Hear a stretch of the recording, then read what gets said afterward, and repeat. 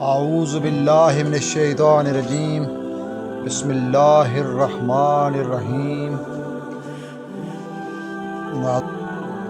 ایک دفعہ سلطان صلاح الدین ایوبی رحمۃ اللہ علیہ نے مصر کے بازار کا حال احوال جاننے کے لیے تاجر کا بیس بدلا اور بازار میں داخل ہو گئے۔ آپ رحمۃ اللہ علیہ چند دکانداروں کے پاس گئے، ان سے کچھ حال احوال پوچھا، تاجر کے روپ میں بازار کے بارے میں پوچھا، پھر جا کر ایک بازار کی نکڑ میں کھڑے ہو گئے۔ آپ رحمۃ اللہ علیہ کو کسی نے نہیں پہچانا کہ اس بیس کے نیچے سلطان صلاح الدین ایوبی رحمۃ اللہ علیہ ہیں، جو کہ مصر کے سلطان ہیں۔ سلطان اپنی آنکھوں سے بازار کو بڑی باریکی سے دیکھ رہے تھے کہ کس طرح کے گاہک بازار میں آ رہے ہیں، کیا کیا چیز خرید و فروخت ہو رہی ہے، بازار میں تاجروں کا گاہکوں کے ساتھ کیسا رویہ ہے اور کس قسم کے گاہک بازار میں خریداری کر رہے ہیں۔ ابھی سلطان یہ چیزیں دیکھ ہی رہے تھے کہ آپ رحمۃ اللہ علیہ کی نظر ایک نوجوان پہ پڑی، جس کو دیکھ کر سلطان کی نظریں چند لمحوں کے لیے اس پر جم گئیں۔ وہ نوجوان بہت زیادہ خوبصورت اور حسین تھا۔ اس کو دیکھ کر ایسا لگتا تھا کہ آج کے دور کا یوسف ہے، لیکن حیرانی کی بات یہ تھی کہ وہ نوجوان ہاتھ میں ایک ڈبہ پکڑے ہوئے تھا، جس کو دیکھ کر معلوم ہوتا تھا کہ وہ نوجوان جوتوں کی مرمت کا کام کرتا ہے۔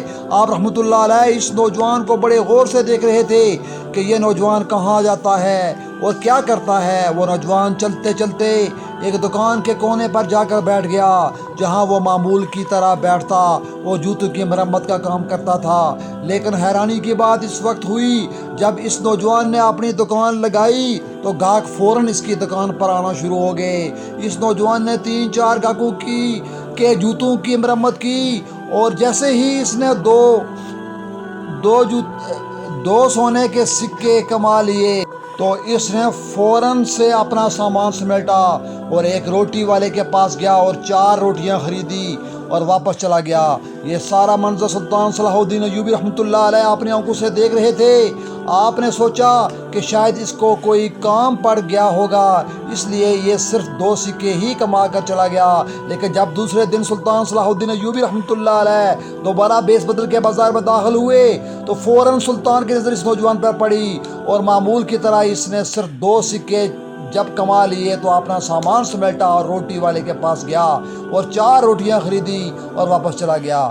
یہ دیکھ کے سلطان کو یہ بات ہضم نہیں ہو رہی تھی کہ آخر اتنا خوبصورت نوجوان جوتوں کی مرمت کا کام کیوں کرتا ہے، اور حیرانی کی بات یہ ہے کہ صرف یہ 2 سکے ہی کیوں کماتا ہے۔ یہ بات سلطان معظم کو ہضم نہیں ہو رہی تھی۔ جب سلطان تیسری بار بازار میں سلطان آیا تو پھر وہی چیز دہرائی گئی، تو اب سلطان کو مزید تجسس پیدا ہوا اور سلطان صلاح الدین ایوبی رحمۃ اللہ علیہ اس روٹی والے کے پاس گئے اور کہا مجھے 2 روٹیاں چاہیے۔ روٹی والے نے سلطان کے ہاتھ میں 2 روٹیاں دیتے ہوئے کہا کہ 1 سکہ دے دو۔ سلطان معظم 1 سکہ ادا کرتے ہوئے کہا کہ یہ نوجوان جو جوتوں کی مرمت کا کام کرتا ہے یہ صرف 4 سکے ہی کیوں کماتا ہے اور تم سے روٹی خرید کر واپس گھر کیوں چلا جاتا ہے، حالانکہ اس کا کام اتنا اچھا ہے کہ اس کی دکان لگتے ہی فوراً گاہک آنا شروع ہو جاتے ہیں، اور یہ اپنے گاہکوں کو چھوڑ کر صرف 2 سکے کما کر کیوں چلا جاتا ہے۔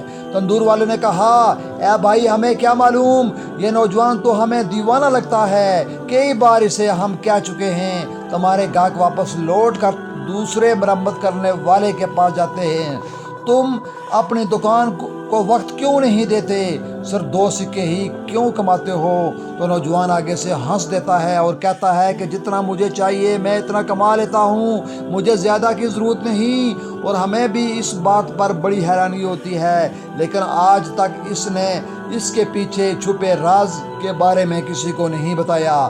جب 4تھا دن ہوا تو سلطان صلاح الدین ایوبی رحمۃ اللہ علیہ دوبارہ بیس بدل کر بازار میں داخل ہوئے اور اب اس نوجوان کے انتظار کرنے لگے۔ تھوڑی ہی وقت گزرا تھا کہ وہ نوجوان دوبارہ معمول کی طرح بازار میں آیا اور جا کر کونے پر اپنی دکان سجائی اور فوراً اس کے ساتھ گاہک آنا شروع ہو گئے۔ اب جیسے ہی اس نوجوان نے 2 سکے کما لیے تو وہ فوراً روٹی والے کے پاس گیا اور جا کر اس سے روٹی خریدی اور دوبارہ اپنے گھر کی طرف چل پڑا۔ اب سلطان صلاح الدین रहमतुल्लाह अलैह ये सारा मंजर देख रहे थे और अब सुल्तान इस नौजवान का पीछा करने लगे थे। बाजार में कोई नहीं जानता था कि मुसलसल 4 दिन से सुल्तान एक ताजर का बेस में ये सारा मंजर देख रहे हैं। अब वो नौजवान पैदल चलता हुआ जा रहा था और सुल्तान भी अपने घोड़े के साथ पैदल चलते चलते इसका पीछा कर रहे थे। चलते चलते वो नौजवान एक वादी में जा पहुंचा जहां एक छोटी सी झोंपड़ी बनी हुई थी। नौजवान ने अपना सामान रखकर झोंपड़ी के साथ दरख्त के साए में रखकर अंदर चला गया। सुल्तान ने अपना घोड़ा एक दरख्त के साथ बांधा और चलता चलता इस झोंपड़ी के दरवाजे पर जा पहुंचा। पहले तो सुल्तान ने चाहा कि फौरन सलाम करके अंदर चला जाए, लेकिन फिर सुल्तान ने कुछ आवाज़ सुनी और थोड़ी देर के लिए रुक गया। सुल्तान को अंदर से कुछ आवाज़ें सुनाई दी तो सुल्तान ने झोंपड़ी से एक सुराख के ज़रिए देखने की कोशिश की। देखता क्या है कि अंदर कौन है और ये नौजवान किसके साथ बातें कर रहा है, और आखिर ऐसा क्या राज है कि ये नौजवान सिर्फ 2 ही सोने के सिक्के कमा कर क्या रोटियां खरीद कर वापस क्यों चला जाता है। जैसे ही सुल्तान ने झोंपड़ी के अंदर झांका तो देखा कि सुल्तान चंद लम्हों के लिए साकत हो गया, क्योंकि सुल्तान ने देखा कि इस नौजवान ने एक बर्तन में 2 रोटियां रखी और फिर झोंपड़ी में लेटे हुए बूढ़े बुजुर्ग और बूढ़ी औरत के हाथ मुंह धुलवाए। हाथ मुंह धुलाने के बाद इस नौजवान ने अपने हाथों से इनको खाना खिलाया। अब ये सारा मंजर सुल्तान सलाहुद्दीन अय्यूबी देख रहे हैं। इस नौजवान ने जब इन दानों को खाना खिला दिया तो बचे हुए चंद टुकड़े खुद खाए और बाकी की 2 रोटियां एक कपड़े में लपेट कर रख दी और इन दानों की खिदमत में लग गया। शायद वो 2 रोटियां रात के लिए रखी थी। सुल्तान मुअज़्ज़म ये सारा मंजर देख रहे थे और सोच रहे थे कि आखिर इस नौजवान का इन दानों के साथ क्या रिश्ता हो सकता है कि ये नौजवान इनकी इतनी खिदमत कर रहा है। अब सुल्तान से बर्दाश्त न हुआ और सुल्तान सलाहुद्दीन अय्यूबी रहमतुल्लाह अलैह सलाम करके झोंपड़ी के अंदर चले गए। जैसे इस नौजवान ने सुल्तान सलाहुद्दीन अय्यूबी को देखा तो इस नौजवान ने सुल्तान को ताजर समझा और फिर आपको बैठने का इशारा किया और आपके सामने पानी हाजिर किया। आपने चंद घोंट पानी के भरते हुए इस नौजवान को कहा कि मैं बाज़ार से तुम्हारे पीछा करते करते यहाँ तक आ पहुँचा हूँ और मुझे अपने चंद सवालों के जवाब तुमसे चाहिए और मुझे उम्मीद है कि तुम मेरे सवालों के जवाब ज़रूर दोगे। ये सुनकर वह नौजवान मुस्कुराने लगा और कहा कि बताओ तुम्हारे कौन से सवाल हैं। सुल्तान ने कहा कि इतनी खूबसूरत जवानी के बावजूद तुम ये जूतों की मरम्मत वाला काम क्यों करते हो, और मेरा दूसरा सवाल ये है कि तुम दिन में सिर्फ 2 सिक्के ही क्यों कमाते हो। अगर तुम चाहो तो दिन में कई गुना इससे ज़्यादा कमा सकते हो और एक दिन तुम बहुत बड़े दौलतमंद आदमी बन सकते हो, लेकिन आखिर क्या वजह है कि तुम सिर्फ 2 सिक्के ही कमाकर अपने ग्राहकों को छोड़कर दुकान बंद करके चले जाते हो। ये सुनकर इस नौजवान ने सुल्तान को कहा इसके पीछे बहुत बड़ी कहानी है, मैं अगर इसको सुनाने लगूं तो बहुत वक्त गुजर जाएगा, लिहाजा खाना का वक्त हो रहा है, आप खाना खा लें फिर बैठ कर बात करते हैं। सुल्तान ने कहा कि मैंने भी 2 रोटियां इस तंदूर वाले के पास से खरीदी हैं जिससे तुमने खरीदी थी, और बैठ कर पहले खाना खाते हैं और फिर तुम मुझे अपनी कहानी सुनाना। सुल्तान ने अपने थैले से 2 रोटियां निकाली और दानू ने बैठकर खाना खाया और खाना खाने के बाद सुल्तान इस नौजवान से मुखातिब हुए और कहा बताओ कि अब तुम्हारी कहानी क्या है। कि इस नौजवान ने कहा कि ये बूढ़ा आदमी मेरा बाप है और ये बूढ़ी औरत मेरी माँ है और मुझे बचपन ही से सुल्तान के वज़ीर बनने का शौक़ था। मैं बड़े बड़े मदरसों में पढ़ता रहा ताकि मैं सुल्तान का वज़ीर बन सकूं, लेकिन वक्त ने कुछ हालात का रुख ही बदल दिया। एक तरफ मैं जवानी के सफ़र की मंजिल तय कर रहा था तो दूसरी तरफ मेरे बाबा जवानी से निकल कर बुढ़ापे की तरफ जा रहे थे। जब मैं नौजवान हुआ तो बुढ़ापे ने मेरे बाप को घेर लिया। अब मेरे बाबा जिसने मुझे बचपन से लेकर जवानी तक खिलाया था अब वो कमाने के लायक ना रहा, लेकिन मुझे फिर भी सुल्तान के वज़ीर बनने का जुनून था। मैं बड़े बड़े मदरसों बड़े बड़े काजियों के पास तालीम हासिल करता रहा ताकि इस काबिल बन सकूं कि सुल्तान का वज़ीर बन सकूं, लेकिन मेरे माँ बाप कहते कि बेटा सुल्तान का वज़ीर बनना कोई आम बात नहीं, ये बहुत बड़ा ओहदा होता है और इसकी बहुत बड़ी जिम्मेदारियाँ होती हैं। एक गरीब का बेटा कभी वज़ीर नहीं बन सकता। लेकिन मैं अपनी माँ को हमेशा कहता कि मैं अपने सुल्तान का वज़ीर ज़रूर बनूंगा। وقت کے ساتھ ساتھ میرا یہ خواب بھی بڑا ہو رہا تھا۔ ایک دن میں یہی خواب لے کر گلی میں جا رہا تھا۔ آخر میں ایسا کیا کام کروں کہ میں سلطان معظم تک جا پہنچوں تاکہ وہ مجھ سے متاثر ہو کر مجھے وزارت کا عہدہ دے دیں۔ میں گلی کے نکر میں پہنچا کہ امام صاحب مسجد میں تقریر فرما رہے تھے کہ اگر تم ایک کام کر لو تو تم دنیا و آخرت کی ہر چیز حاصل کر سکتے ہو۔ امام صاحب کے یہ الفاظ میرے دل کو جا لگے۔ چند لمحوں کے لیے مجھے ایسا لگا کہ امام صاحب میرے سوال کا جواب دے رہے ہیں۔ میں وہیں پر ساکت ہو گیا اور مجھے ایسا لگا کہ میرے قدموں میں آگے چلنے کی ہمت نہ رہی۔ امام صاحب نے فرمایا کہ اگر تم دنیا اور آخرت میں کامیابی چاہتے ہو تو اپنے ماں باپ کی خدمت کر لو۔